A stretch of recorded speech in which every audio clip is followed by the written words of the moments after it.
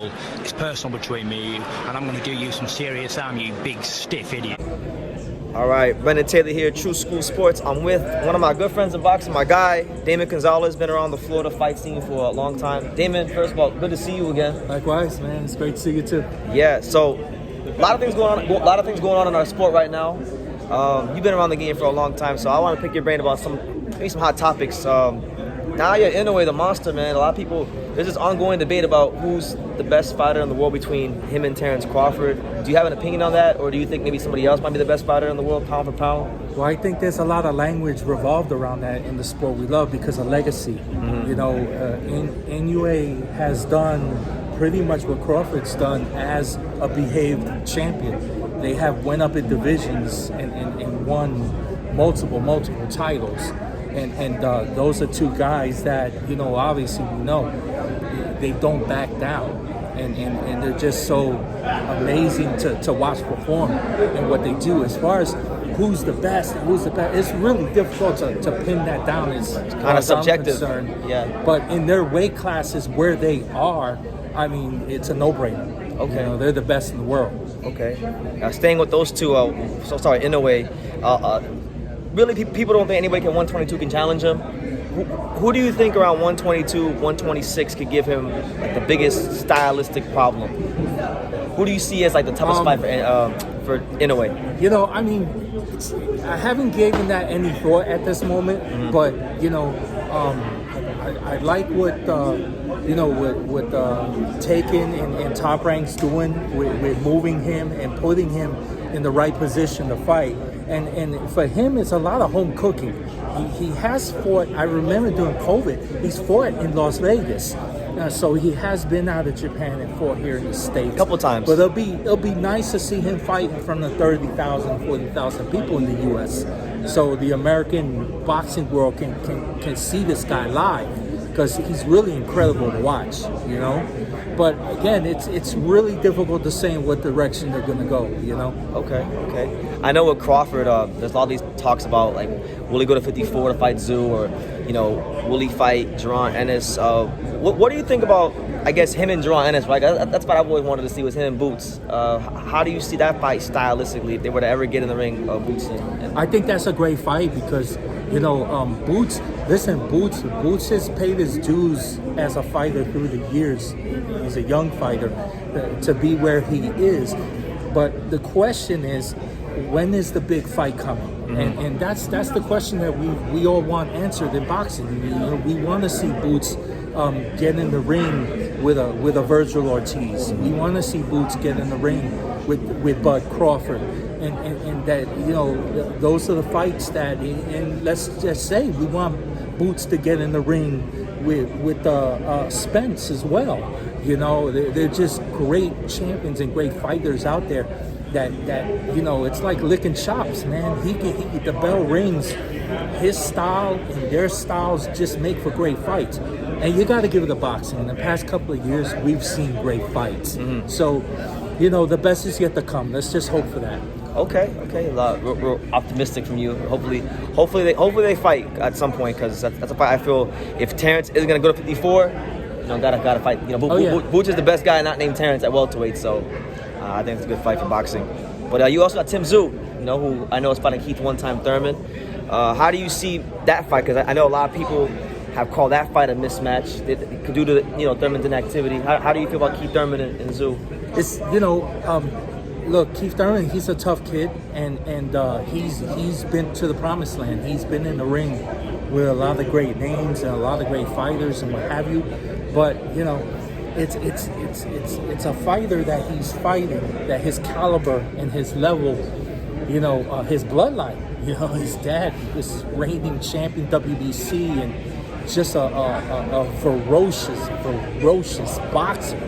And I see Tim the same kind of way as his dad. Okay. If you've watched any of the Australian fights that he's had, he's very tough. And I think it's going to be a tough fight for Keith Thurman, because Keith Thurman's going to have to be Keith Thurman. And I mean the Keith Thurman one time. One time. KOs for life, Keith Thurman. Yes, Keith Thurman in there with Porter, the Keith Thurman in there with fighters that he's going to have to fight. And that's what it boils down to. And I think because of the experience and what have you, Thurman is a hell of an athlete. So I don't count him out. I just count it to be a great fight. But at the end of the day, again, you know, this is a young lion that has something to prove. And we're just gonna have to see what happens. Yeah, and he's been very active, fighting, you know, consistently against, you know, good competition. You know, should he be victorious, you know, the fight that's been talked about is maybe him versus Terence Crawford. Terence Crawford trying to become a 4-division champion against a guy like Tszyu. How do you see that one? You know, the behavior of Crawford reminds me a lot, in a way, in the sense of the behavior when Hopkins fought and went up to division to division to division as champion. He calls his shots, and I like the fact that Terence Crawford is able to call his shots as a champion at this point of his career, kind of like Canelo Alvarez. You know, he earned the right. You feel like he earned the right. He earned the right to call his shots, and it's great that he's in that position. And Crawford honestly can fight whoever he wants to fight. That's like, look, for the record, I will say this. I do speak to the camp personally with Tank Davis's camp. Okay, Tank and you know, his sister Mia Ellis is one of our NBA champions. And this stuff that I've been reading, Tank's fighting in the UK, he's doing this, he's not doing any of that. Right now, Tank is not fighting. He's not full-fledged back in training camp. But the best is yet to come for him. Okay. Some big stuff is going to come up with him. And we just have to wait and see when Tank and you know, his team makes official announcements that we can really get excited about. Because when he gets in the ring, it's damn exciting. I mean, we all I know. I've been in a couple of his fights. They're box office events. You know? Yeah, definitely. So you know, look, you brought up Tank. A lot of people, you know, and I'll admit myself to a degree, we get frustrated sometimes because we want to see Tank in there with the big names, you know, the Shakurs, the Devins, the Tiyos. Even a guy like, maybe like a Subriel Matias, because I know he's at 35, but he's been at 40 before, so he's kind of. Who do you want to see Tank fight, and how do you think he does against those guys, the top guys that everyone wants to see him against?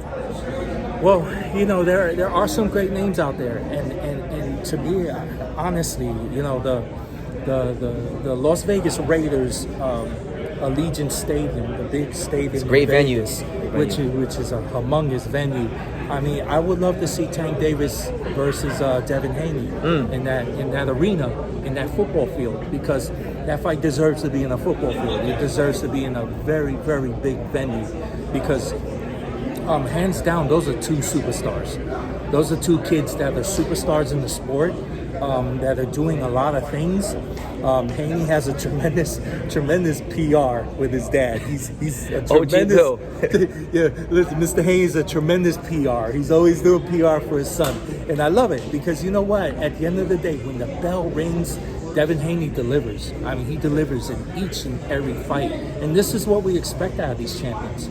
Okay, no, definitely. Who do you think gives Tank the toughest fight? Like, all good fight. We know they're all good fighters, but like anybody you look at and say, you know what, that guy has everything it takes to beat a guy like Gervonta Davis. Who do you think that is? And again, their styles is what make fights. So in a matter of reality, you know, we can look at things of like, you know, Madden boxing, and we can match fighters up. We can match up Teofimo Lopez versus Tank Davis and see what happens, and see what kind of style is going to dominate or do better and what have you. But again, he's a kid that he's still in the prime of his career, and he's also in some sense aware of the shot caller and what he does.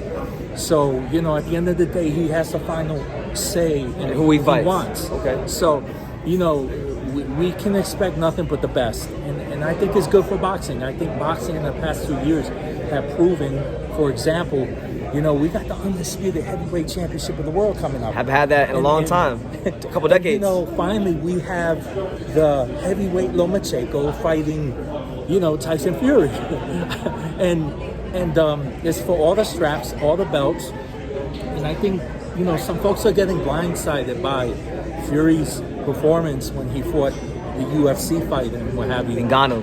I don't think, in my eyes, seeing Fury fight, and you too, seeing him fight against Wilder a few times, Fury didn't look motivated to me. You know, he fought him, but he wasn't motivated. This fight, I think he's super motivated, and I believe he's going to win all the belts, in my opinion. Okay. And then step down. You know, that's what I think is going to happen. Leave on top and leave on top. Drop the belts. Because he will. The Gypsy King would, in my eyes, will have nothing else to prove. No. Once he beats Usyk, there's really nobody else, you know. And well, some would say Joshua, because you know that's a big fight over there, and Joshua is one of the other premier names of his era. Right, he hasn't fought yet, so.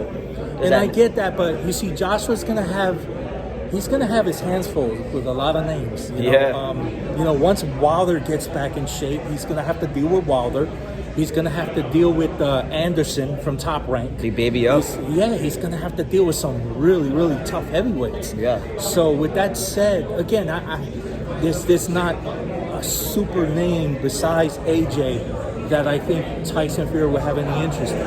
Okay. You mentioned, and probably the last question to ask you, you mentioned some of those the names of the next era of heavyweight boxing. Who are some of the guys that, you don't gotta say who you think the best is, but who are some of the guys that really get you excited? Like when you see that they have a fight sign, who gets Damon excited about watching them fight? That's the heavyweight division. The heavyweight division, you know, it's always been a real tough division. And one of the promoters back in the days that was real hard on pushing the heavyweights was Don King. Of course. You know, King pushed the heavyweights and had some of the greatest heavyweight fights to date. And in addition to that, the other side of the coin, Bob Arum has really put together the amazing heavyweight fights with Ali and Thurman and so many other heavyweights that we know of. And he's building, you know, such a stable of young heavyweight fighters. You know, there are names out there of guys. There's a guy here in Florida that not a lot of people know about. And, you know, he's a kid that, you know, Brandon Moore is to me one of the future stars of boxing, and one day to see Brandon Moore and Anderson collide in a big title fight is going to be tremendous, and those are the type of fights that, you know, again, of course, the best is yet to come. You got Lorenzo Medina too. You got a couple other heavyweight prospects. Oh yeah. Some real good heavyweight talent out there. You know, prospects. I like Medina. Let me tell you, Medina is a tough kid.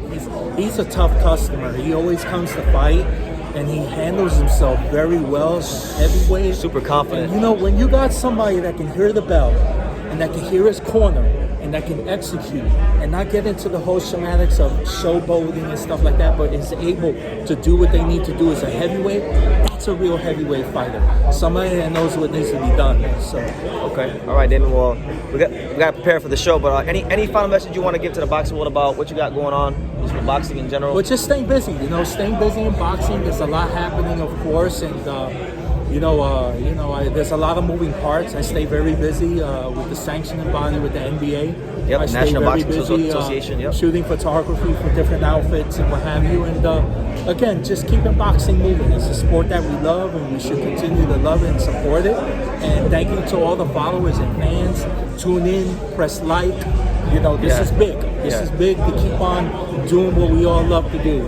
Thanks for tuning in. Yeah, make sure you guys show this man respect, because he was covering boxing 2 decades ago. Like, you were at Trinidad and Hopkins and these kind of big events back in the day. You know, it's humbling, man. It's humbling because you can't keep it if you don't give it away. You know, our stories are part of the legacies that all these fighters put in the ring, and they put their hard work in. So, you know, we all love it. Absolutely. Well, Damon Gonzalez, thank you. Always a pleasure, man. Thank you for watching another video on the untouchable True School Sports Empire. For more great boxing content just like this video, click right here and make sure you subscribe. Much love from sunny South Florida.